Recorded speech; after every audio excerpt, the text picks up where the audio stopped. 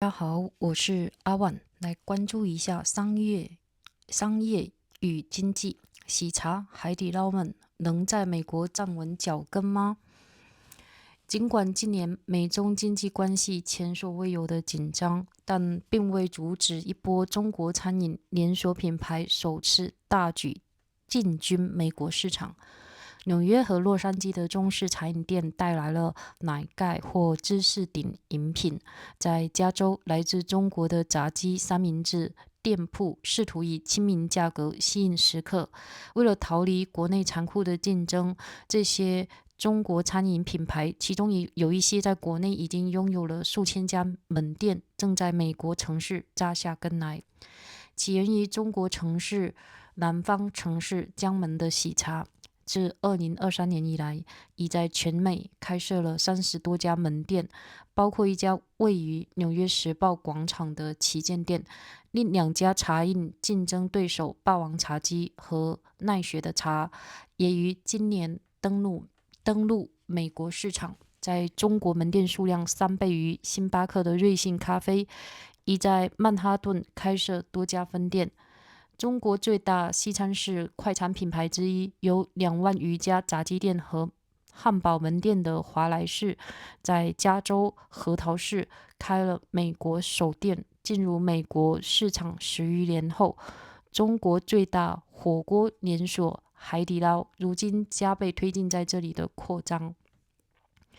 中国餐饮业向美国市场的扩张正值一个面临严峻挑战的时刻，受长期房地产危机与消费疲软的拖累，中国经济已告别高速增长时代。为了生存，餐饮连锁竞相压价，引发了一场不可持续吞噬利润的恶性竞争。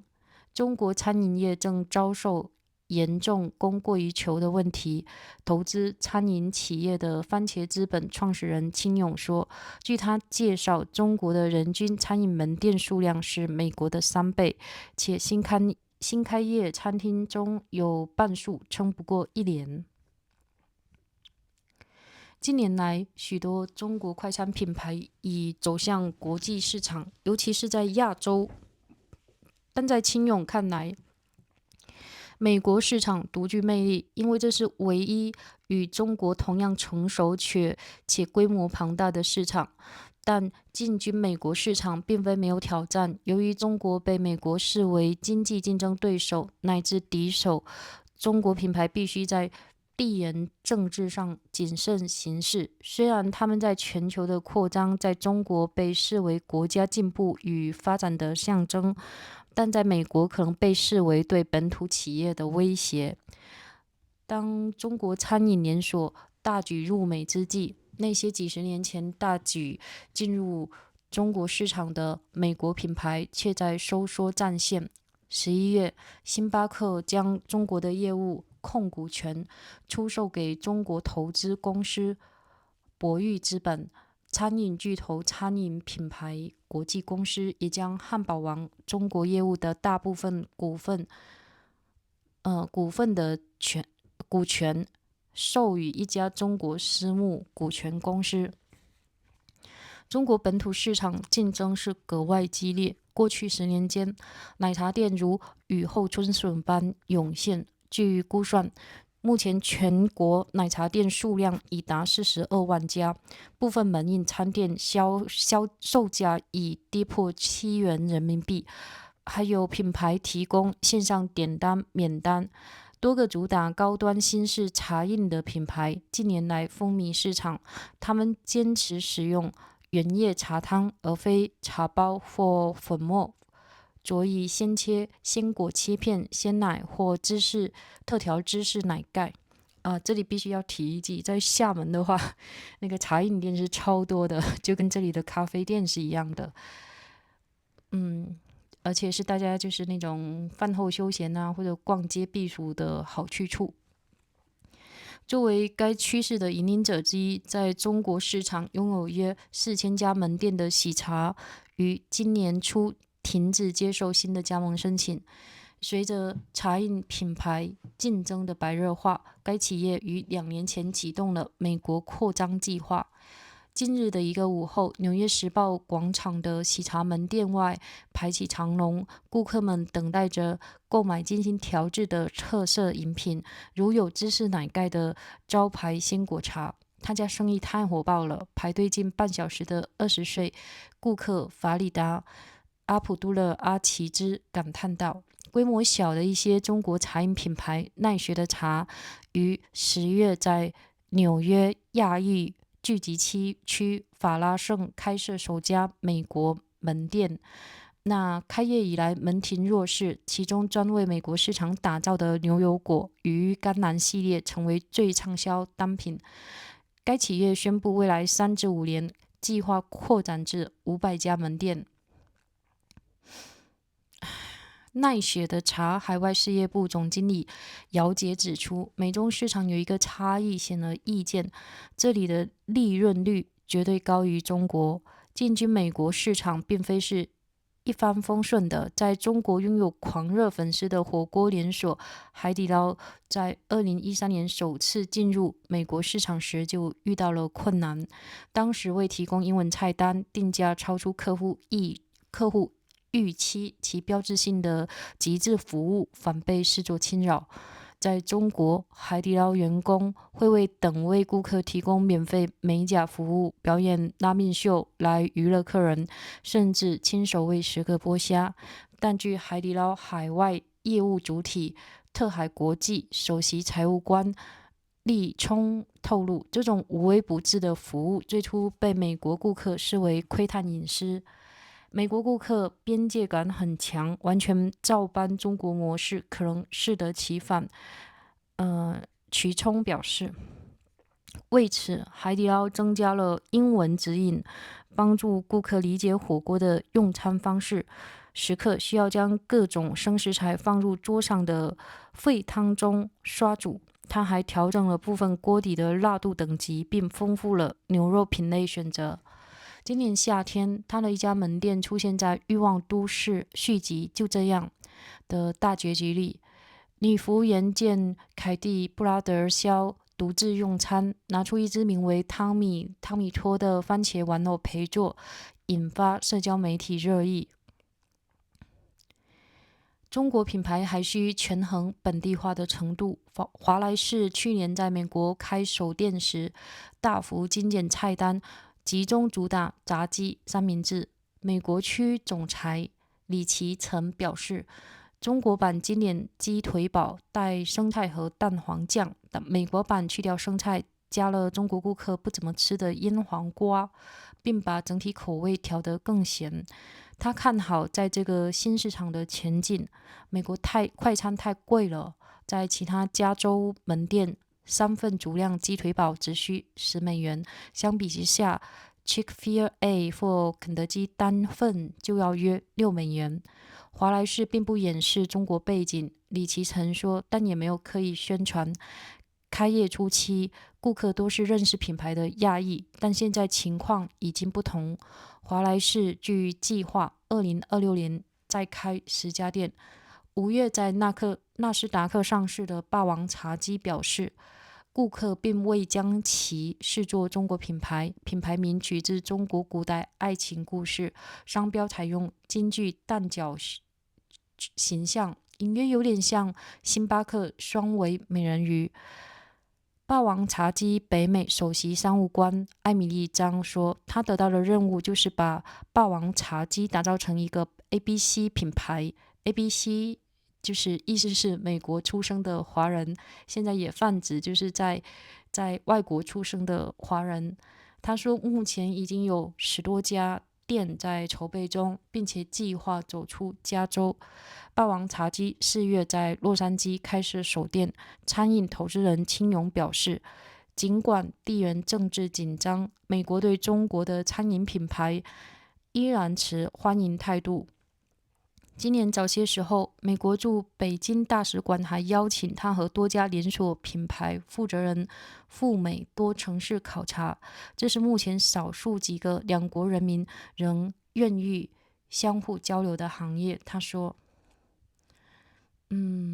所以这就是这还挺好的，就之前老师会在小红书上就是看到说，哎呀，看我是在哪里，然后背景就是一撮一水都是中国的店铺，然后他说信吗？我在纽约，差不多是这样子，就是梦想照进现实，走到哪里还是中国人，开玩笑哦，好吧，那不知道你爱不爱喝茶，或者爱不爱吃海底捞？因为中国的茶饮，我觉得其实我觉得喝下来的话，我觉得还蛮好的。所以，因为我通常在外面也是自我介绍，I'm a tea person. I don't drink coffee too much. 即便我现在也算是就是一个很初级的一个咖啡师，Get ready, America. Here come China's food and drink trends. The economy relationship between the United States and China is as fraught as it has been in recent memory, but that has not stopped a wave of Chinese food and beverage trends from moving aggressively into the United States for the first time. Chinese tea shops in New York and Los Angeles are offering consumers drinks topped with a milk or cheese from fried chicken sandwich joints are trying to their dinners in California with affordable fast food. Restaurant and drink brands, some with thousands of stores in China, are taking root in American cities to escape punishing competition at home. Haiti, a tea chain originating in Jiangmen, a city in southern China, has opened 30,000 stores nationwide since 2023, including a flagship operation in Times Square. In New York, two other rival tea brands, Changi and National, opened their first US store this year. Lucky Coffee, a chain with 30 outlets for every one Starbucks in China, opened several spots across Manhattan. Wallace, one of the China's largest fast food chains with more than 20,000 stores selling fried chicken and hamburgers, landed in Walnut, California for its first stores.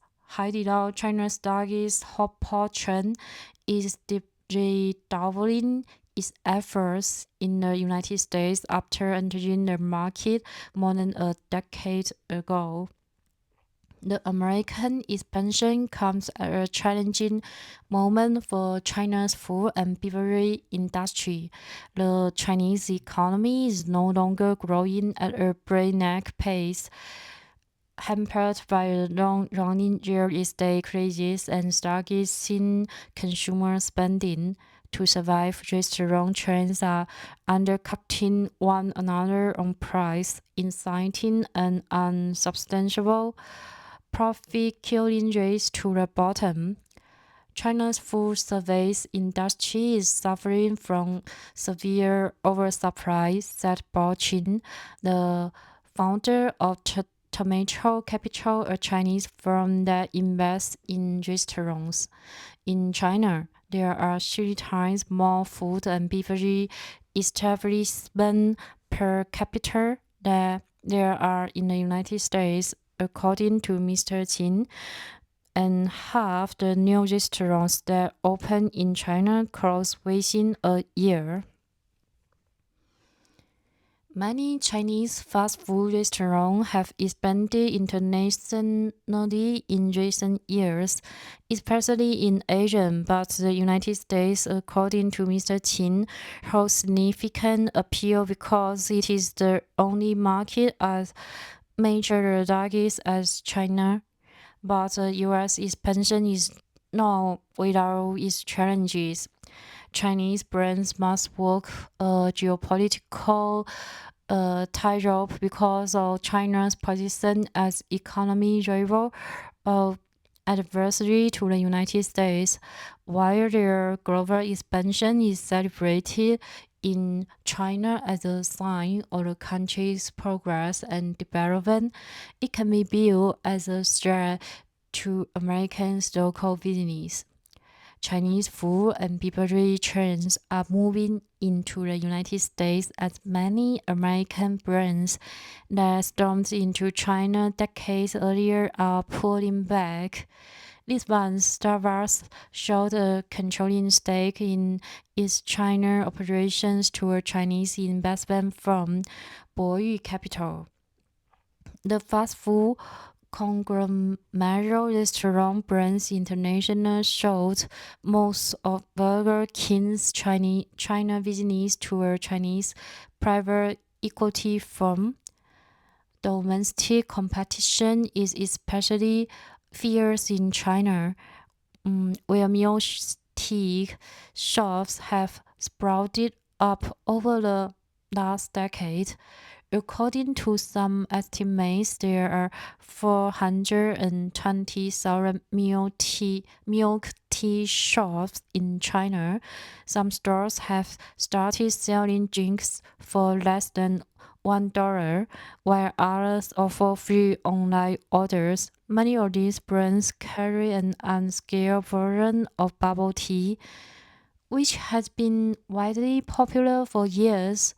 They break loose tea leaves instead of using tea bags or powder and add fruit slices, fresh milk, or whipped cream cheese from on top. Haiti, which helped pioneer that trend and has about 4,000 stores in China, stopped accepting new franchise applications earlier this year. The company started its American expansion 2 years ago as the battle among tea brands intensified. A Haiti store in Times Square one recent afternoon, lights changed out the door with groups of customers waiting for elaborate drink concoctions such as the signature fruit tea topped with cheese from. They are getting so big now, said Farida, at the age 20, who waited up to 30 minutes with her friends for drinks. Nightstone, a small Chinese tea brand, opened its first U.S. store in Flushing, a predominantly Asian neighborhood in New York, in October. The lines were long and sales was brisk. Its most popular item were avocado and kale-based drinks made for the United States. The company said it aims to expand to 500 stores over the next 3 to 5 years. Jerry Yao, Nicestone's deputy manager in charge of overseas development, said one difference was already apparent. The margins are definitely better than in China. The transition to the United States is not always smooth. The hotpot chain海底捞, which has cult-like following in China, struggled when it first entered the market in 2013. It did not provide English language menus. The prices were higher than customers had expected, and its trademark over-the-top service came across as intrusive. In China, 海底捞 staff provides free menu cures to customers waiting for a table, performs noodle making dance to entertain guests, even peels shrimp by hand for dinners. But the staff's attentiveness was initially perceived as eavesdropping in the United States, said Chi Chong, the chief financial officer of Super High International Holdings, Haidilau's overseas business entity. For American customers, there's strong sense of boundaries, so simple copying the practice used in China might not work, Ms. Chu said. Haidilao provided more guidance in English on how to navigate the hot pot dining experience, in which dinner dip various raw ingredients into a pot of boiling brewers at a table. It tweaked the spice levels on some soup base and expanded the beef selection. The trend generated social media buzz over the summer when one of its restaurants appeared in a final episode of Just Like That, the sequel to Sex and the City. In the episode, the hostess sees the Carrie Bradshaw is dining alone and brings out Tommy Tomato, a proud star, to fill an empty seat. Chinese brands must weigh how much to cater to local states. When Egg, the fast food chain, opened the first US store last night, it stripped down its sprawling menu to focus mainly on fried chicken sandwiches. Ricky Chen, the president of World Egg USA, said the standard chicken sandwich the company served in China came with lettuce and mayonnaise. For American dinners, World Egg removed the lettuce and added a pickle, which is something Chinese customers don't really eat. It also made its food saltier. Mr. Chen likes World Egg chains in a new market. American fast food is getting too expensive, he said, and its location in California. World Egg offers 34-size chicken sandwich for $10. By comparison, a single kitchen sandwich in Chick-fil-A or KFC sells for about $6. World Egg does not hide its Chinese roots, Mr. Chen said, but it also does not promote them. At first, most of his customers were Asian because they were familiar with the brand. That has since changed. World Egg said it planned to open 10 more locations by the end of the 2026. Chaji, a tea brand that started selling shares on the Nasdaq Stock Exchange in May, said customers did not perceive it as a Chinese brand. It derives them from an Asian Chinese love story. Its logo features a concubine in a Beijing opera costume, faintly resembling the Starbucks two-tailed mermaid logo. Emily Chen, Changi's chief commercial officer in North America, said she was hired to develop the company as an ABC or American-born Chinese brand. She said that it had more than a dozen stores in the pipeline and that it planned to move beyond California. Changi started in Los Angeles in April. Mr. Qin, the restaurant investor and consultant, said that despite geopolitical tensions, the United States had welcomed China's food and drink brands. He said the U.S. Embassy in Beijing invited him and Chen restaurant owners to tour various American cities earlier this year. This is one of the few industries in which people are still willing to engage in that kind of exchange, he said.